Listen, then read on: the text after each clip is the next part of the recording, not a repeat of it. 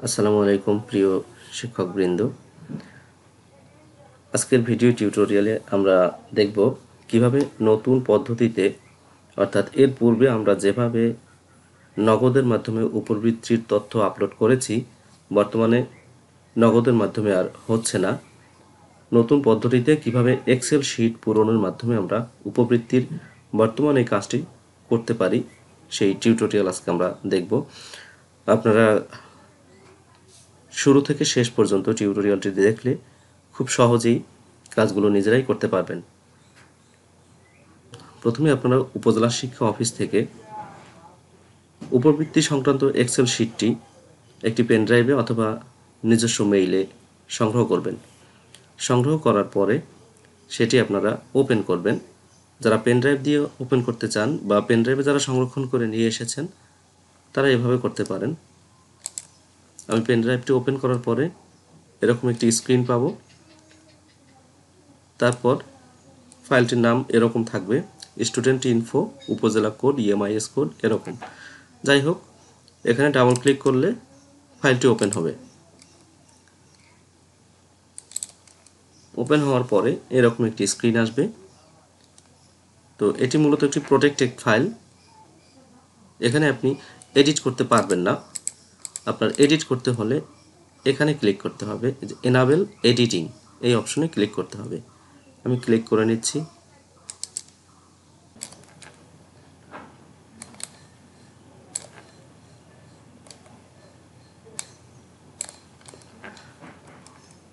মূলত এটি হচ্ছে আমাদের যে এক্সেল ফাইলটি, সেই এক্সেল ফাইলটি এখানে রয়েছে। এখানে আপনি লক্ষ্য করুন উপরেই ইএমআইএস কোড, অর্থাৎ আপনার বিদ্যালয়ের ইএমআইএস কোডটি এখানে লিখবেন। সেক্ষেত্রে যদি আপনার বিদ্যালয়টি পুরাতন সরকারি প্রাথমিক বিদ্যালয় হয়ে থাকে সেক্ষেত্রে 91 ব্যবহার করে এরপরে 5030 এভাবে যে কোড নাম্বারটি আপনার রয়েছে সেই কোড নাম্বারটি এখানে আপনি খুব সহজেই লিখতে পারবেন।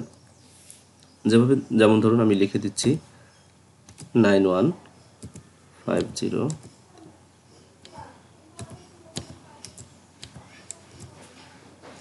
একটি কোড নাম্বার আমি লিখেছি। তো লেখাটা এরকম হয়ে যাওয়ার কারণ হচ্ছে এই ঘরটি প্রয়োজনের তুলনায় ছোট আছে। তো কিভাবে আপনারা এই ঘরটি বড় করবেন লক্ষ্য করুন। উপরে আমি মাউস পয়েন্টার নিয়ে আসার সাথে সাথে দুই দিকে অ্যারো চিহ্ন একটি রয়েছে। এই অবস্থায় আপনি যদি ডাবল ক্লিক করেন তাহলে ঘরটি বড় হয়ে যাবে। এবার স্কুল, আপনার স্কুলের নেম, এখানে আপনি আপনার স্কুলের নামটি লিখবেন।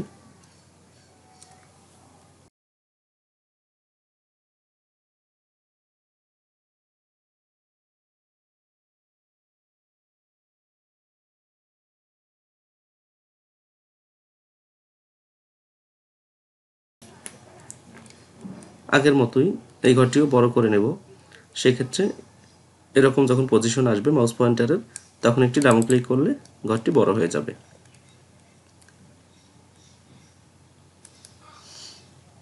যাই হোক, এখানে ক্লাস, সেকশন এগুলো আপনারা এরকমভাবে একইভাবে পূরণ করে নিতে পারবেন। এবার আপনি লক্ষ্য করুন এই যে এক্সেল শিটটি রয়েছে, এক্সেল শিটটিতে কলাম রয়েছে মোট 17টি। দেখুন 17টি কলাম রয়েছে।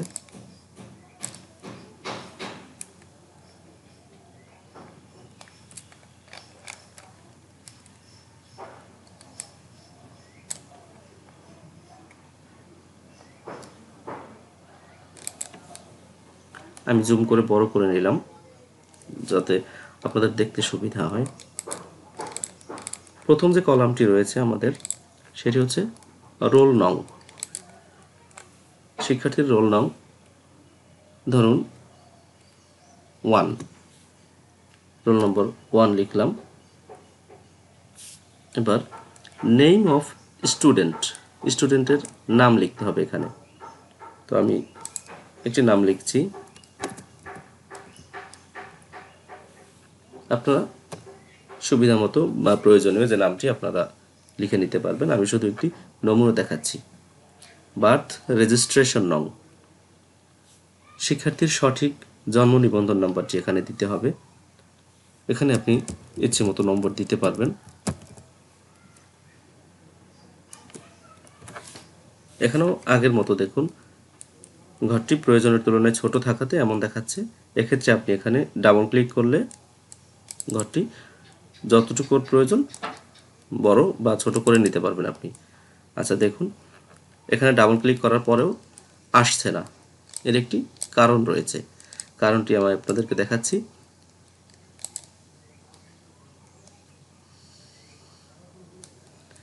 এইখানে লক্ষ্য করুন আপনি, জেনারেল রয়েছে। মূলত এটি একটি টেক্সট আকারে যদি আসে সেক্ষেত্রে এটি নম্বরটি দেখাবে। কিভাবে আপনি জেনারেল থেকে টেক্সটে কনভার্ট করবেন আমি দেখাচ্ছি। আপনি এই যে ঘরটি রয়েছে এই ঘরটি পুরোপুরি সিলেক্ট করে নেবেন। সেক্ষেত্রে একটা ক্লিক করবেন, এখানে নিচের দিকে ডাউন অ্যারো যখন পড়বে তখন একটি ক্লিক করবেন, তাহলে পুরো ঘর সিলেক্ট হয়ে যাবে। এবার জেনারেলের এখানে ক্লিক করুন, নিচের দিকে আসুন, দেখুন এখানে লেখা রয়েছে টেক্সট। টেক্সট করে দিলাম।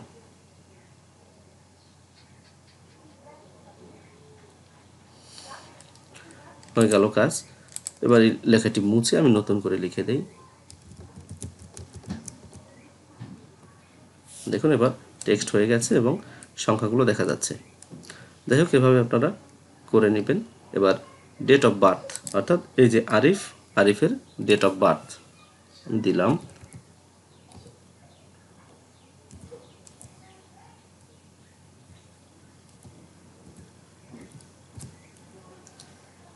বারো 3/2012। এবার পাশের ঘরে জেন্ডার, মেল বা ফিমেল, আমি এখানে মেল দিচ্ছি। পাশের ঘরে মাদার্স নেম, আরিফের মাদার্স নেম লিখতে হবে। এখানে মাদার্স নেম আমি লিখে দিচ্ছি Khadija. Mother's date of birth, তার মায়ের জন্ম তারিখ। এখানে একটি জন্ম তারিখ আমি নমুনা হিসেবে দিচ্ছি।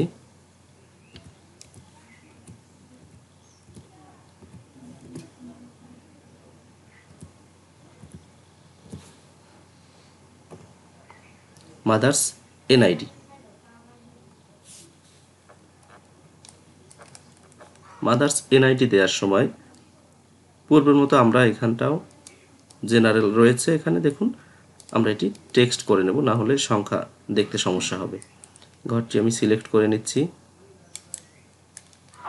এবার জেনারেল ঘর থেকে টেক্সট হয়ে গেল।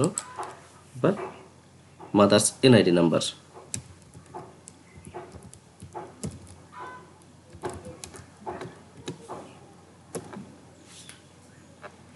ঘরটি ছোট বড় করার জন্য উপরে পয়েন্টার রেখে দুদিকে যখন অ্যারো পড়বে তখন একটি ডাবল ক্লিক করে দিব, তাহলে প্রয়োজনীয় সংখ্যক আমি পেয়ে যাব। এবার ফাদার্স নেম,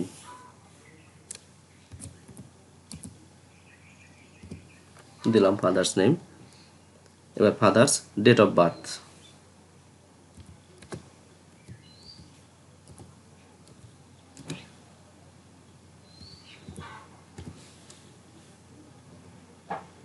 ফাদার্স এনআইডি। আবারও ঘরটি সিলেক্ট করে নেব টেক্সটে কনভার্ট করার জন্য। জেনারেল থেকে আমি নিচের দিকে যাব, টেক্সট, ভোটার আইডি কার্ড লিখে নিচ্ছি।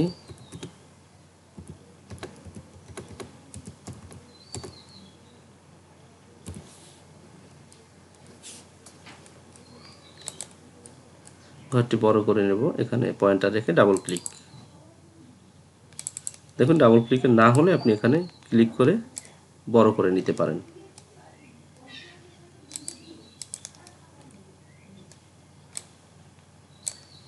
যতটুকু দরকার, কোনো সমস্যা নেই। আপনি ড্রাগ করে অর্থাৎ এখানে আপনি যখনই পয়েন্টার রাখেন দুদিকে অ্যারো পরে ওই অবস্থায় ক্লিক করে চেপে ধরে আপনি ডানে বা বামে টেনে ছোট বড় করতে পারেন।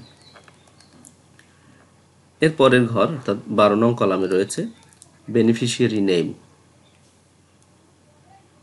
Guardian oblique legal guardian. অর্থাৎ এই যে আরিফের তথ্য পূরণ করছি আমরা, যদি আরিফের বাবা মায়ের পরিবর্তে কোনো তার লিগ্যাল গার্ডিয়ান থাকে তার তথ্য এখানে দেব। যদি বাবা মা থাকেন তাহলে লিগ্যাল গার্ডিয়ান দেওয়ার প্রয়োজন নেই, আমরা ধরেই নিচ্ছি এই কলামটি আমাদের প্রয়োজন হবে না। যে ক্ষেত্রে প্রয়োজন হবে সেক্ষেত্রে আমরা বাবা মায়ের পরিবর্তে তার এখানে লিগ্যাল গার্ডিয়ান হোক সে দাদা, নানি বা ফুপি যাই হোক, আমরা এই ঘরটিতে পূরণ করে দিতে পারবো। এবার সেই লিগ্যাল গার্ডিয়ানের ডেট অফ বার্থ, যদি লিগ্যাল গার্ডিয়ান আমি দিয়ে থাকি তাহলে এখানে তার জন্ম তারিখটা দেব। এর পরের ঘরে আমরা যাই, বেনিফিশিয়ারি এনআইডি। অর্থাৎ এখানে বেনিফিশিয়ারি বলতে বাবা বা মা অথবা লিগ্যাল গার্ডিয়ান যারাই আছে, যিনি পেতে চাচ্ছেন উপবৃত্তির টাকাটা, যার মোবাইলে নিতে চাচ্ছেন, তার এনআইডি কার্ড নাম্বারটি এখানে লিখতে হবে। তাহলে আমরা এখানে যেহেতু তার মায়ের এনআইডি কার্ড নাম্বার আমরা ব্যবহার করেছি, বাবারটা ব্যবহার করেছি, আমরা যে কোনো একটি দিতে পারি। ধরুন আমরা তার বাবার নাম্বারে ইউজ করতে চাচ্ছি, সেক্ষেত্রে এই নম্বরটি আমরা ওখানের কলামে লিখে দিতে পারি, অথবা আপনি চাইলে এখান থেকে কপি করে ওখানে নিয়ে নিতে পারেন। তো কপি করার জন্য আপনারা যারা জানেন তারা এখান থেকে করতে পারেন, বা কিবোর্ড থেকে Ctrl+C চেপে নিয়ে নিতে পারেন, যেভাবে আপনাদের সুবিধা, অথবা আপনারা ওখানে টাইপ করে লিখেও দিতে পারেন। যাই হোক, আমি কপি করে নিচ্ছি। এখানে একবার ক্লিক করে নিলাম, এবার কপি ক্লিক করে দিলাম। এবার ডান দিকের ঘরে আমি যাই, বেনিফিশিয়ারি এনআইডি এর ঘরে ক্লিক করে দিলাম, এবার পেস্ট। দেখুন এখানে চলে এসেছে ওই মোবাইল নাম্বারটি, এই দুঃখিত বেনিফিশিয়ারি এনআইডি নম্বরটি। এবার রিলেশনশিপ উইথ স্টুডেন্ট, এই যে বেনিফিশিয়ারি রয়েছে তিনি স্টুডেন্টের সাথে তার সম্পর্ক কি? সম্পর্ক বাবা, যেহেতু আমরা ফাদার লিখে দিই। এবার বেনিফিশিয়ারি মোবাইল নাম্বার, অর্থাৎ এই শিক্ষার্থীর বাবার মোবাইল নাম্বারটি আমরা এখানে লিখব। তো আমরা লিখে দিচ্ছি।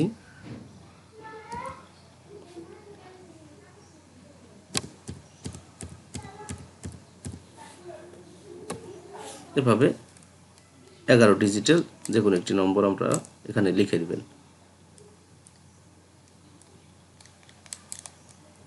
টেক্সটে কনভার্ট করে নিচ্ছি। আপনারা তো এর আগেই দেখেছেন কিভাবে টেক্সটে কনভার্ট করে নিতে হয়।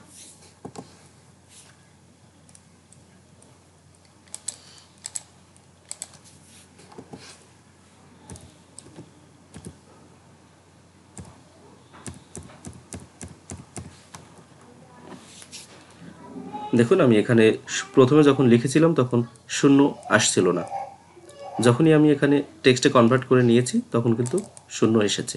আপনারা শুরুতে এভাবে যদি টেক্সট কনভার্ট করে নেন তাহলে আর এ ধরনের কোনো সমস্যার সম্মুখীন হবেন না।